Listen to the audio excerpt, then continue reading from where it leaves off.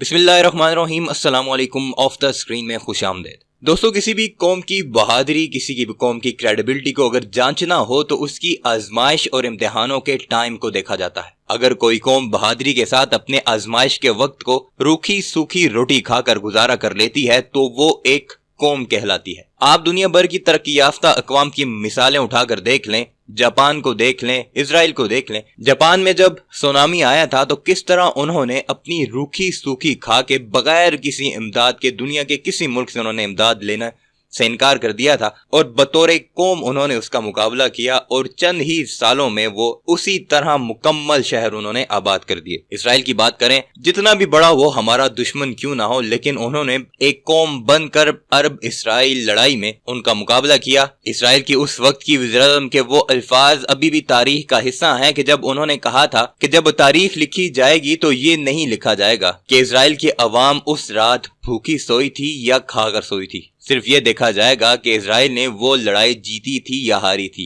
हमारी कौम सूखी रोटी खाकर गुजारा कर लेगी या हम एक वक्त का खाना छोड़ देंगे, लेकिन हम अमेरिका से असले की डील जरूर करेंगे। फिर तारीख ने ये लिखा कि किस तरह एक छोटे से मुल्क ने दसियों की तादाद में अरब ममालिक के साथ लड़ाई लड़ी और उससे वो लड़ाई जीती भी। तो हमारा मुल्क भी आज बिल्कुल उसी दोराहे पर खड़ा है। हमें अपने हर तरफ से थ्रेट्स मिल रहे हैं। इजराइल का एक हाई लेवल ऑफिशियल और सिक्योरिटी स्क्वाड इंडिया में बैठा हुआ है और पाकिस्तान के खिलाफ साजिशें कर रहा है, और मोदी भी अपनी अफवाज के साथ बिल्कुल तैयार बैठा है। किसी भी वक्त पाकिस्तान के किसी एरिया पर जारहियत कर सकता है और इसराइल का पूरी तरह उसे साथ हासिल होगा। हमारी ये बदकिस्मती है कि हमारे कुछ अपनों की वजह से उनका एक बहुत मजबूत ब्लॉक बन गया है, जिसमें कई इस्लामी ममालिक भी शामिल हैं और वो भी उनका भरपूर साथ दे रहे हैं। अब एक मुसद्दका इंटेलिजेंस रिपोर्ट जो आई है कि अगले कुछ दिनों में भारत जो है वो कुछ ना कुछ कर सकता है, जिसमें उसे इसराइल और मोसाद की भरपूर हिमायत हासिल होगी और उनकी एक पूरी टीम बैठी हुई है।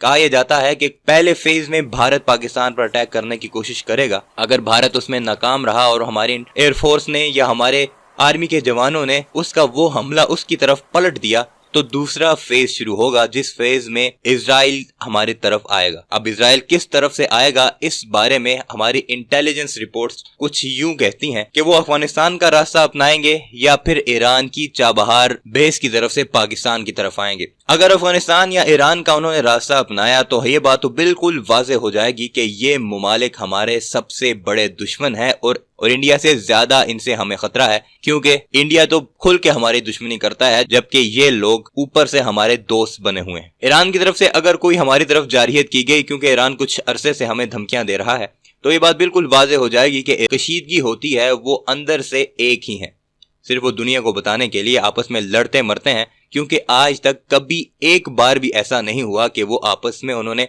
रियल लड़ाई लड़ी हो। इनकी लड़ाई सिर्फ अखबारात या मीडिया तक ही महदूद होती है या एक दूसरे के खिलाफ सिर्फ बयानबाजी दी जाती है। अगर ये कशीदगी कुछ अरसा बरकरार रही तो हमें हमारे कुछ और दोस्तों के भी चेहरे बिल्कुल वाज़ेह हो जाएंगे, जिनमें सऊदी अरब और UAE शामिल है। अगर उन्होंने पाकिस्तान का साथ न दिया या न्यूट्रल रहे या इंडिया का साथ दिया तो बिल्कुल ये बात सामने हो जाएगी कि आगे हमने उनके साथ किस तरह चलना है। गुज़श्ता रोज पाकिस्तानी ऑफिशियल्स की एक मीटिंग भी हुई है, जिसमें इस बात का बिल्कुल वाज़ेह तौर पर इशारे बताए गए हैं कि इंडिया कुछ ना कुछ कर सकता है और उसके साथ कौन कौन से मुमालिक शामिल हैं। हमारी आर्मी ने इस बात का भरपूर जवाब देने की मुकम्मल तौर पर तैयारी कर दी है और ये पाकिस्तान इस वक्त अपनी हाई सिक्योरिटी अलर्ट पर मौजूद है और बड़े पैमाने पर फौजी नकलो हमल जारी है। क्योंकि हमारे कुछ अपनों की वजह से हमें हर महाज के ऊपर नजर रखनी जरूरी है, चाहे वो मशरकी बॉर्डर हो या मगरबी बॉर्डर। अब बतौर कौम हमारी क्या जिम्मेदारी है? हमारी जिम्मेदारी ये है, हमने अपने जितने भी इख्तलाफात इस वक्त मौजूद हैं, चाहे वो सियासी इख्तलाफात हों, मजहबी इख्तलाफात हों या हमारी कोई जाती रंजिशें एक दूसरे से हों, हमें उन सबको भुलाकर एक कौम बनना है। क्योंकि आजकल पाकिस्तान में जो सियासी गर्मा गर्मी मौजूद है, इसके पीछे भी साजिशें कार फरमा है। अगर पाकिस्तान अंदरूनी तौर पर कमजोर हुआ तो हम अपने बॉर्डर्स की हिफाजत बिल्कुल भी नहीं कर सकेंगे। इस बात में कोई शक नहीं है कि हमारी इंटेलिजेंस और हमारी अस्करी क़यादत की हमारी सियासत के साथ डायरेक्ट लिंक्स मौजूद हैं। कोई ये कहे कि नहीं है तो ये बात गलत है।